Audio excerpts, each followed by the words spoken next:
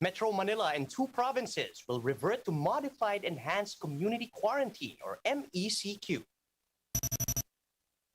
Senators slammed the budget and health departments for their purchase of overpriced face masks and face shields. The proposed 2022 national budget includes funds for booster shots. Over 2 dozen patients, including 26 mothers and 1 infant, test positive for COVID-19 at the Fabella Hospital. And Lorde is dropping her latest album, Solar Power, this weekend.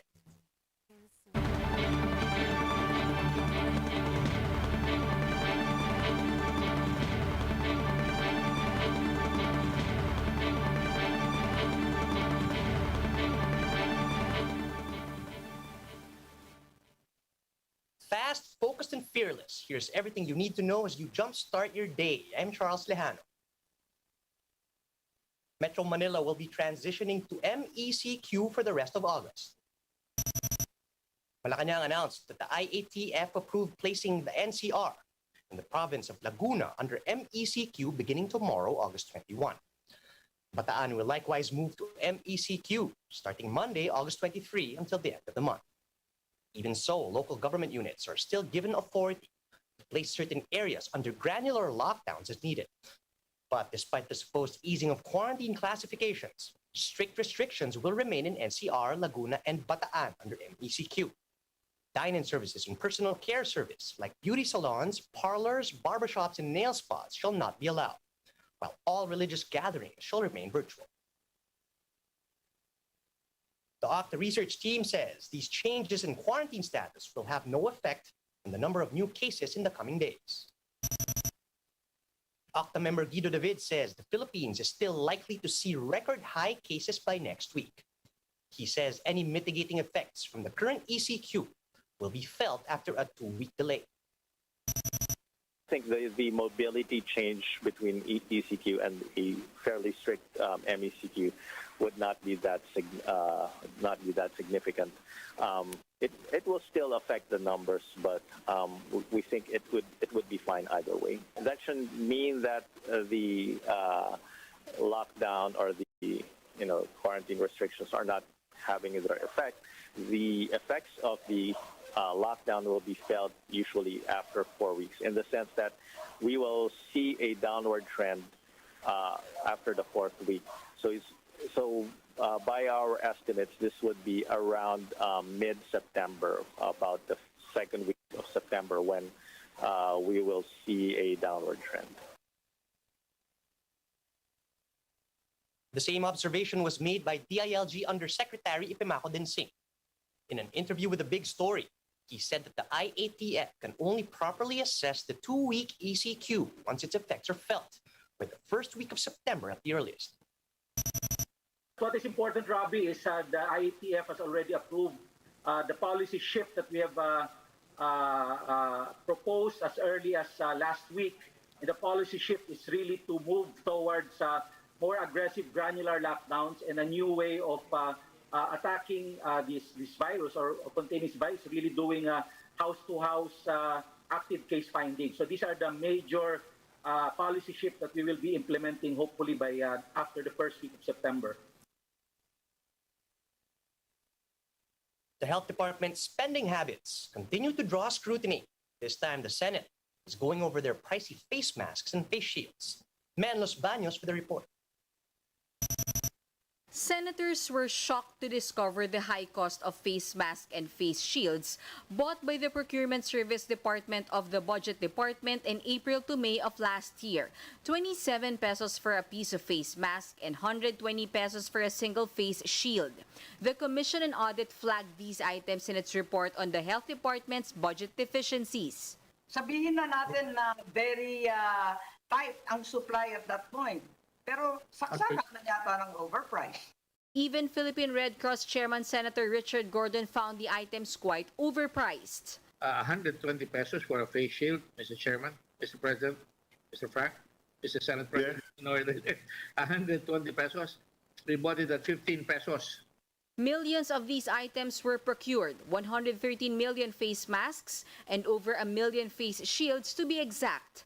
The DOH transferred 42.4 billion pesos of its COVID-19 response fund to the DBM, part of which were used to purchase the said items. I would assume of DOH was from work from home, and they were also busy with the pandemic.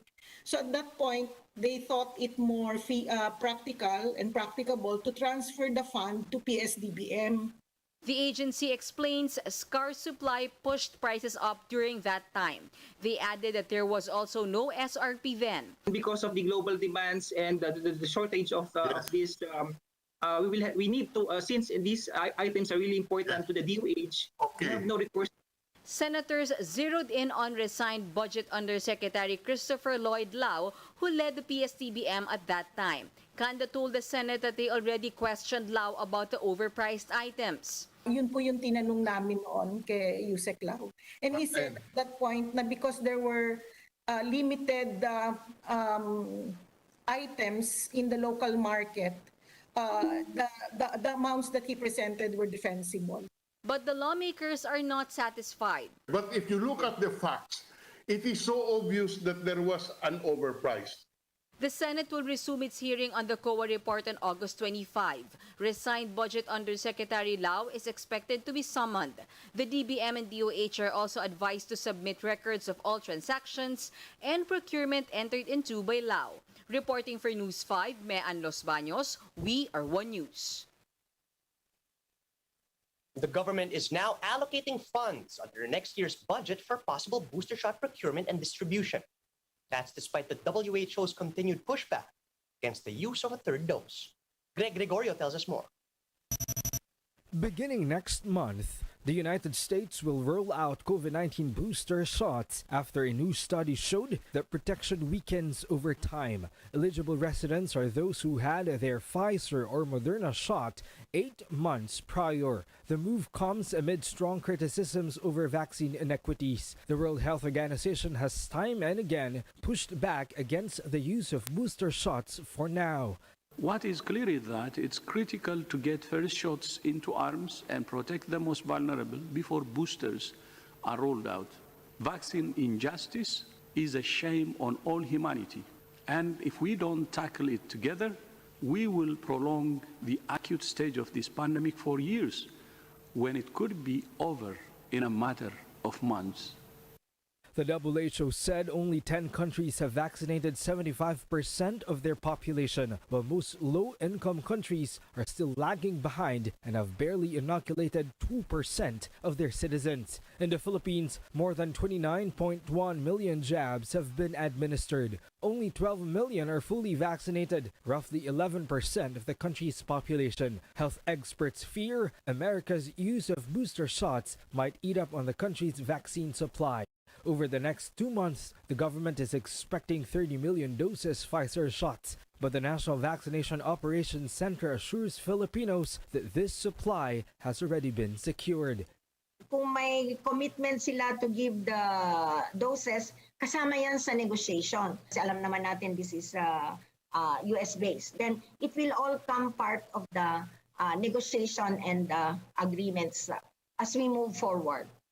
Booster shots have yet to receive the green light here in the Philippines, but the government has already included funds for booster inoculations in its 2022 budget. Once rollout of booster shots kick off, healthcare workers and persons with comorbidities are expected to be prioritized. For News 5, Greg Gregorio, we are One News. There are now 26 mothers, 1 infant, and 2 other minors who have tested positive for COVID-19 at the Fabella Hospital in Manila. Hospital spokesperson Diana Rose Cahipe says all admitted patients undergo antigen tests to determine whether they're infected with the coronavirus. And once they test positive, the pregnant patients are brought to an isolation area where they will give birth. However, Cahipe noted that babies are not usually separated from their infected mothers to allow them to breastfeed their children.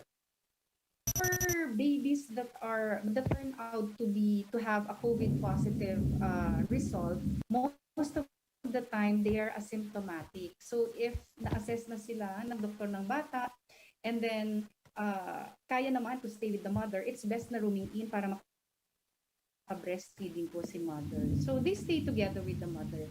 Now, if there is an indication to place a baby to the MECQ at COVID positive din kasi siya, ano naman po yon, may mga isolation area for these cases na hindi natin pwedeng isama dun sa nanay.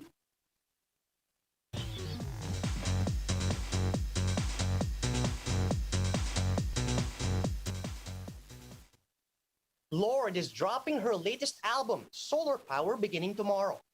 MJ Marfori spoke with the award-winning singer to talk about how she came up with the album in the middle of a pandemic. Let's watch this. The winter, can't stand the cold. After a 4-year hiatus, Grammy winner Lorde is staging a comeback via a new album, Solar Power. It explores the themes of self-awareness, love, loss, and environmentalism. Lorde said the title just dawned on her during one of her world tours. As someone who's caught up with a pop star life, she found it best to take a step back and reflect on the life she's leading. I'm always going to be someone who needs to retreat from, being a pop star to be able to make something and undergo a transformation that makes me want to write something new.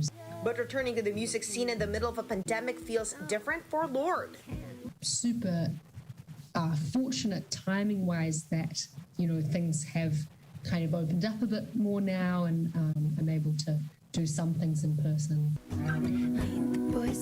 While the break from constant touring is a relief, Lorde says she's just adjusting to a stay-at-home lifestyle, her past life as a non-celebrity. It's just so different because, I spend years of my life basically not being a famous. Solar Power is out on Friday, August 20. For News 5, MJ Marfori, we are One News. Here are the stories to watch out for later today. The lower house will continue its probe into the health department's use of COVID-19 funds. G7 calls for international shared mission to limit the crisis in Afghanistan. And Miss Philippines Dindy Pajares eyes the country's second Miss Supranational crown. And that's how the day is shaping up to be. Join us again later at 10 a.m. as we monitor the day's biggest stories from sunrise to sundown. You can also catch One News on Signal Play. Register for a free account now at www.signalplay.com so you can stream One News live anytime and anywhere. I'm Charles Lejano. Mask on, wash hands, and stay safe, Philippines. We are One News.